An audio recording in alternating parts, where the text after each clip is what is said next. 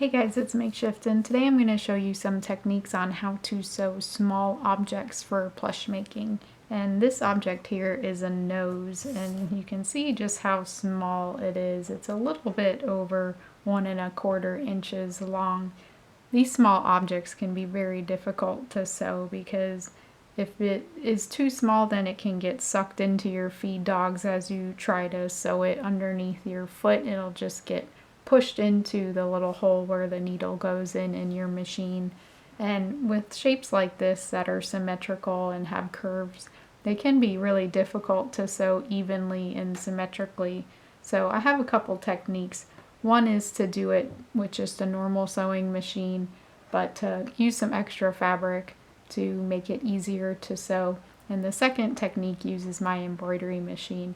And I use this technique a lot for things like noses, teeth, and then when I need to sew multiple tiny objects like claws that are very, very small, even smaller than this, and I need to sew a lot of them. So that is a very handy technique if you have a embroidery machine. But if you don't, you can follow the first method and we can go ahead and get started. So for both methods, you're going to want to start with a template of the object that you want to sew. This is the template for the nose on my plush. It's pretty small. It's about 1 3/8 long. So it's pretty difficult to sew because of the shape that it is, where it has these symmetrical curves that you have to get, as well as just it's a small piece. And so this piece doesn't have any seam allowance in it. It is the exact size and shape that I want it to be. And typically when I sew objects together, I always include seam allowance, but for very small objects like this and for complex shapes, I like to exclude seam allowance because it'll be easier to sew in this method that I'm going to do. So I'm going to take my template and just place it on some fabric, and it's going to be much larger than my actual piece itself. So there's 2 layers here. I have the minky running down, which is the direction that I want it to go, and I just placed my template on the top layer, and you want to have plenty of room around the template. And this is about a little bit over 1/2 inch on the shortest side, and that should be fine enough. So often these weird cuts of fabric you end up with where they're a strange shape and kind of too small to do anything with, or is a good use for things like this where you end up having to sew really tiny pieces in your pattern. So I'm going to take a silver Sharpie, which I like to use when I have to trace onto dark fabrics, and I'm going to trace around my shape.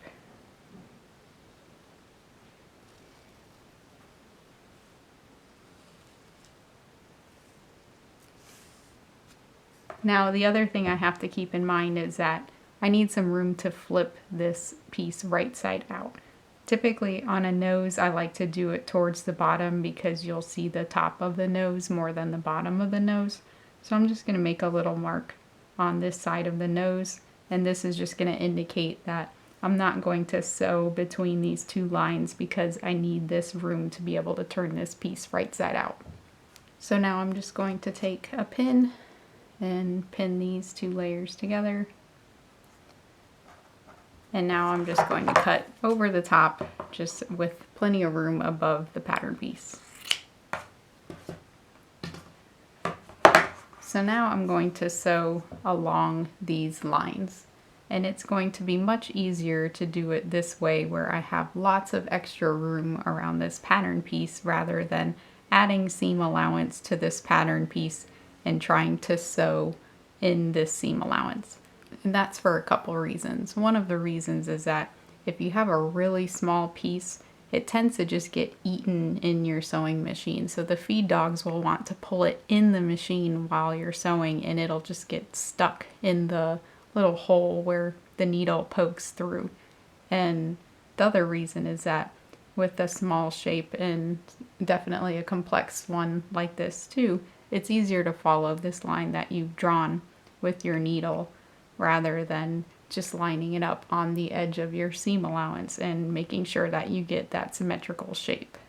So now I can go ahead and sew this together. I'm just going to use normal black all-purpose thread, and I'm going to sew along this silver line that I've drawn, but not between these two markings here, because again, I need some room to turn it right side out. So I'm ready to sew my piece together. I'm just going to do a normal length straight stitch. I'm going to back stitch at the beginning and the end of my stitch, which is going to be at these notches. And again, I'm going to sew directly onto this silver line that I've drawn.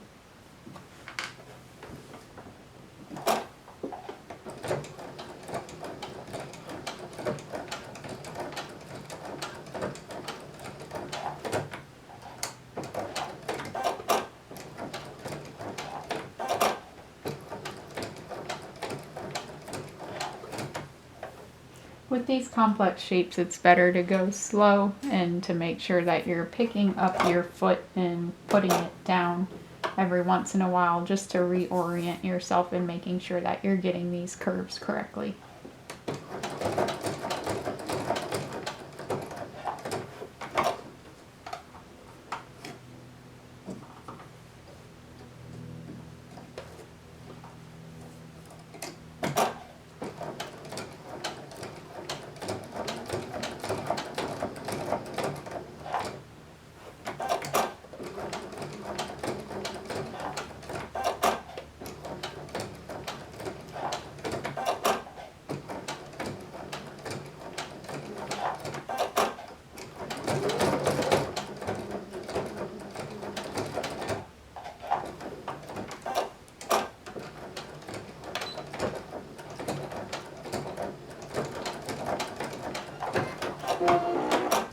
Alright, so now I can go ahead and cut this out.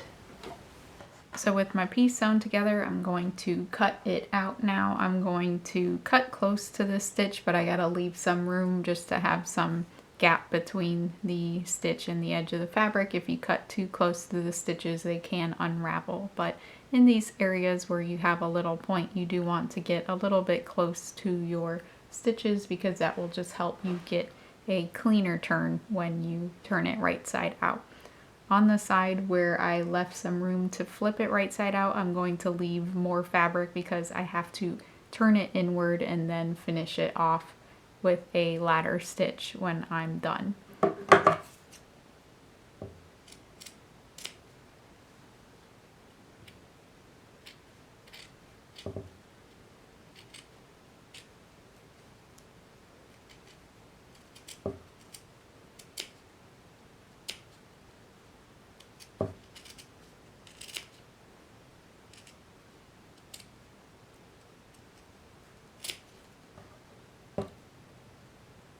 Okay, so now I can flip it right side out. For that, one of my favorite tools to use are a pair of forceps or hemostats. These are locking, so if you push them together, they will lock, and then you can't pull them apart. You have to kind of push them at opposing sides here to unlock them. So I just stick the ends into the hole and grab the opposite end, and I'll use my finger to kind of jam the fabric into the grip, and then I'll lock it, and then I'll just pull. And the smaller your object is, the harder this will be, but this is a decent sized one, so it's kind of easy. Then you can unlock it and then just use the ends of the tool to push out your piece. So now I have my nose, and I have to finish it off on this edge here where we turned it right side out. So I have a needle with some black thread in it, and I'm just going to take the extra fabric that I left when cutting and turn it into the piece itself to try and match up the edge that I left open with the edge that was sewn. So this can be a little bit finicky, and if you left too much fabric, it can get a little bulky, so feel free to cut down on that extra fabric more. But you need to leave enough to where you don't have a raw edge on the side of your object. So I'm going to take a pin to help me push in this fabric.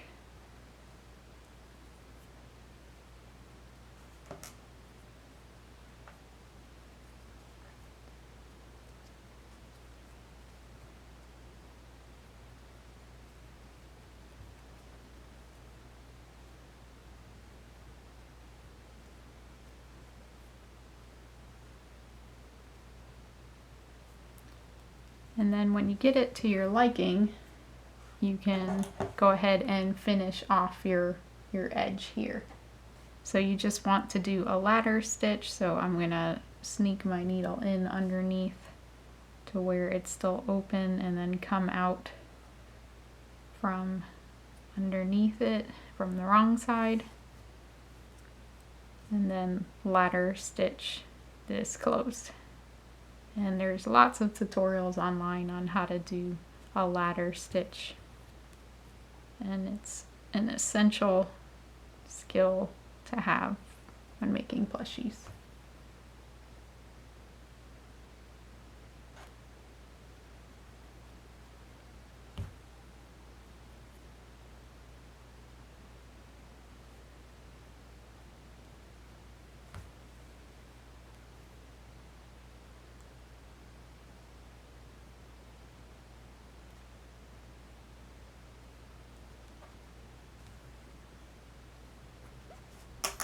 Okay,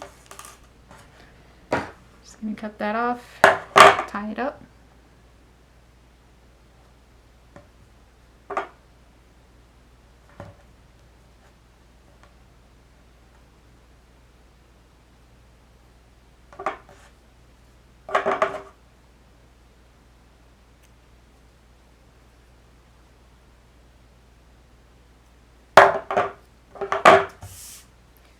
Then you can take a pin to clean up the edges, the minky that's gotten caught in the sewing. So you can see here how the minky is caught in the seam, so you want to just take a pin, rub it along the edges.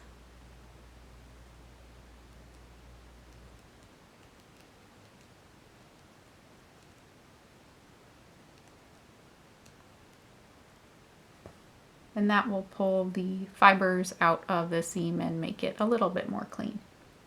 So then your nose is all done, or whatever you're making. Maybe you made something like a claw that has an open edge where you wouldn't need to do this process of finishing up the opening. Now we can go ahead and move on to my second method, which uses an embroidery machine. So my second method and my preferred method is to let my embroidery machine do all the hard work for me. So I often do this when I'm making claws, when I have to sew, over 20 claws that are very, very tiny, much smaller than that nose piece that I'm making now, and also for other complex shapes. I also do this with noses a lot because they usually are complex shapes that need to be perfectly symmetrical, and for just a variety of other things as well, like teeth. When I do my method for 3D teeth, I will stitch out the teeth with my embroidery machine. And it takes a couple extra steps, and obviously if you don't have an embroidery machine, this isn't something you can do. But I find that the couple extra steps are worth it, just because you get a much more precise and clean result with your embroidery machine. So here I have my black fabric again. I have it running down with the minky nap, which is the direction I want it to go. And I'm just going to cut out these two pieces to be larger than my hoop, because I'm going to end up hooping these two pieces of minky together in here, which is the smallest hoop I have. I only have to sew this one small nose, so I wouldn't want to use a larger hoop because that's going to result in a lot of fabric waste.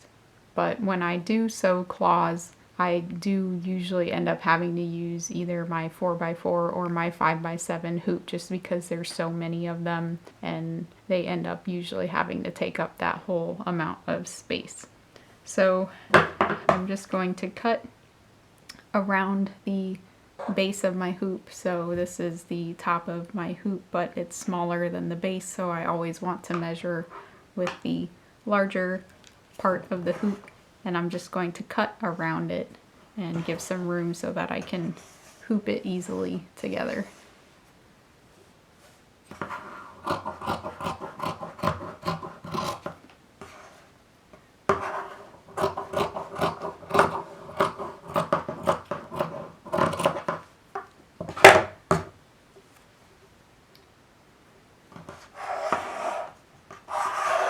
So now I'm going to hoop these pieces of minky into my hoop. So again, the minky nap is running down, which is the direction that I want it to go. And I'm going to take my base and make sure that it's nice and loose because the minky is very thick, so you need this to be decently loose and then you can tighten it up after. So then take the top of my hoop, and the top arrow is here. So I'm just going to place it directly in the center of this cut. Grab the base and just slip it in. And I'm going to pull on the fabric a bit so that it doesn't wrinkle in the base. Let's try that again.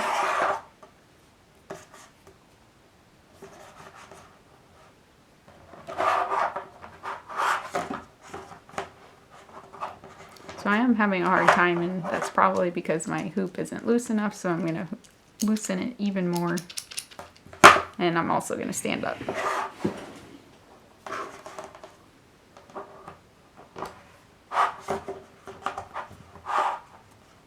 Pulling on the bottom fabric and push. So now it's in, and I can tighten my hoop a little bit.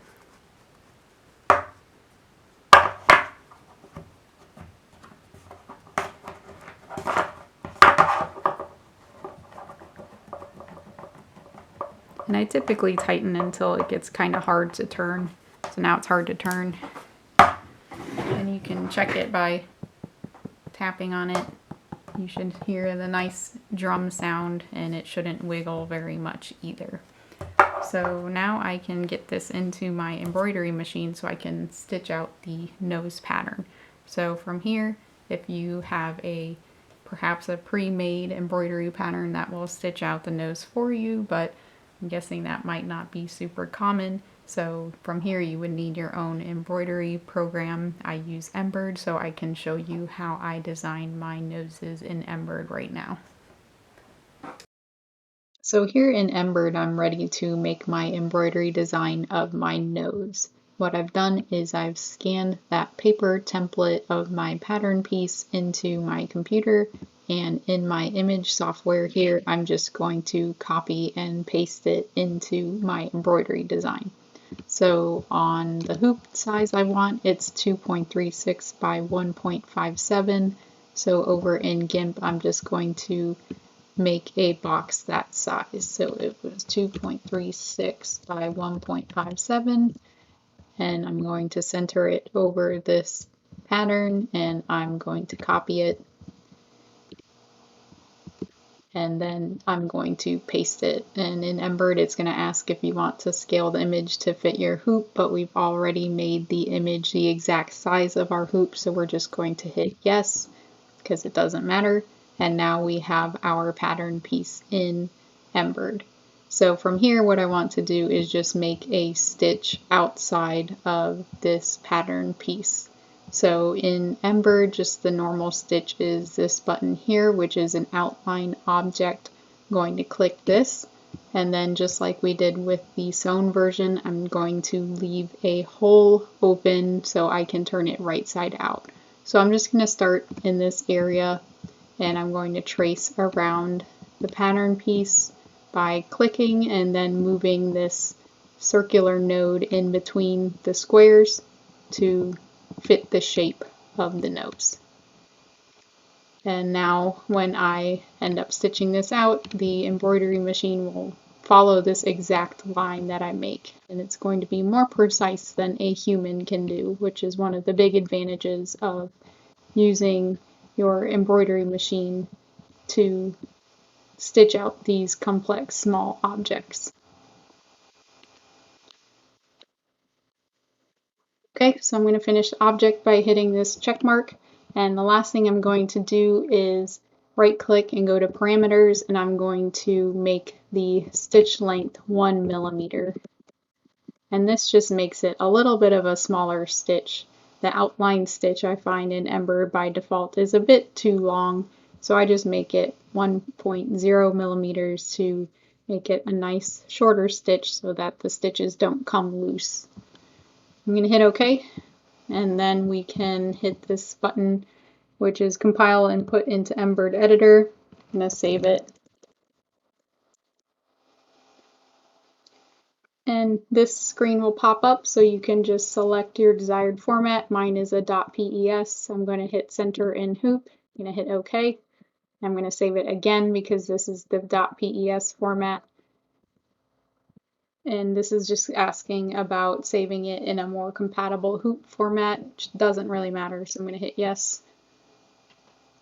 And now I'm ready to go. So I can load this into my embroidery machine and get it stitched out.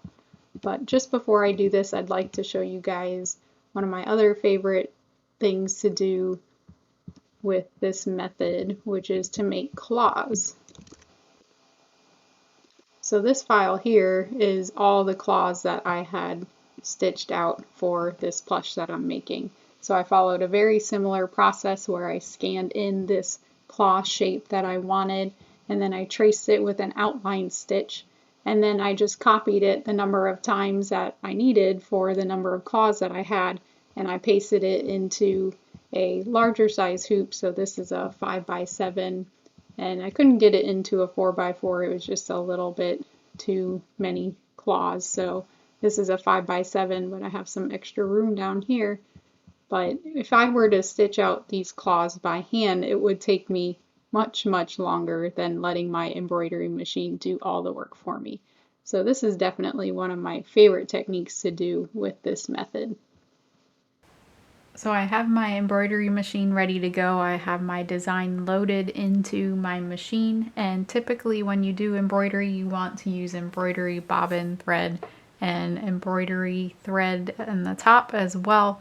But in this case, since I'm stitching minky together, I just have plain thread in my bobbin, and they do have black bobbin thread for embroidery, but I don't have any, so I'm just using plain thread in my bobbin, black to match my minky, and I have just plain thread in the top as well.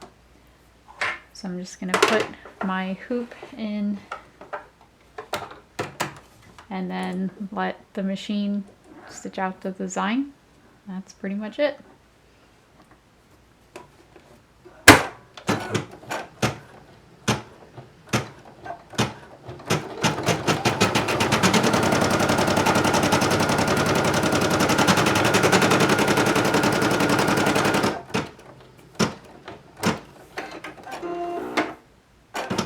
And we're done. So just like with my first method, I'm going to cut out my nose. I'm just going to leave a little bit of fabric around the edges, and I'm going to snip close to the point at the top of the nose, and I'm going to leave extra fabric in the area where I left it open to turn out.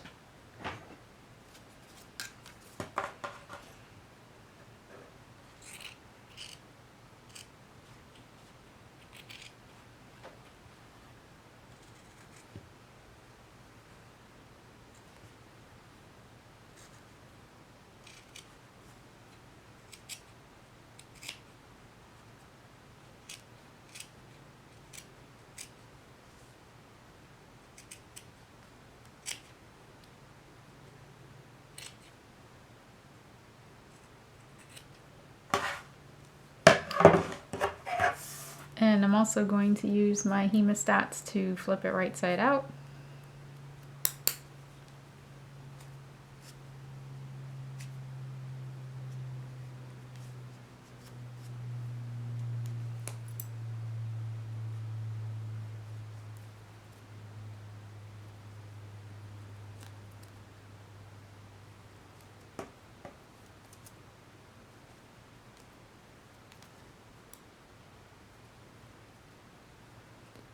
Just make sure you're getting in all the corners to push out all the fabric.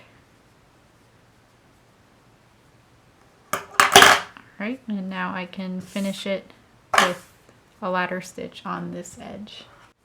I'm going to tuck in that extra fabric into the piece itself and use a pin to help me do that just a little bit more. My fingers are too large for that.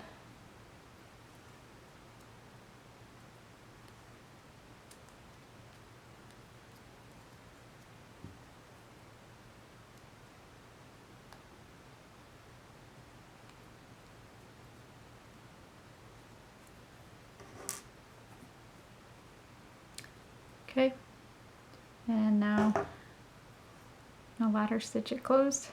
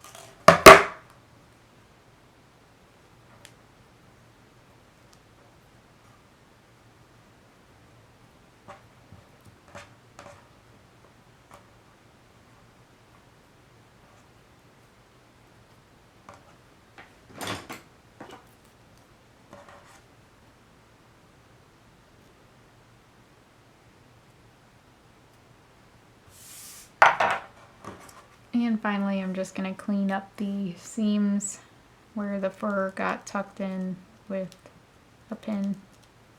Just drag it over the fur back and forth gently to pick out the minky from the seam.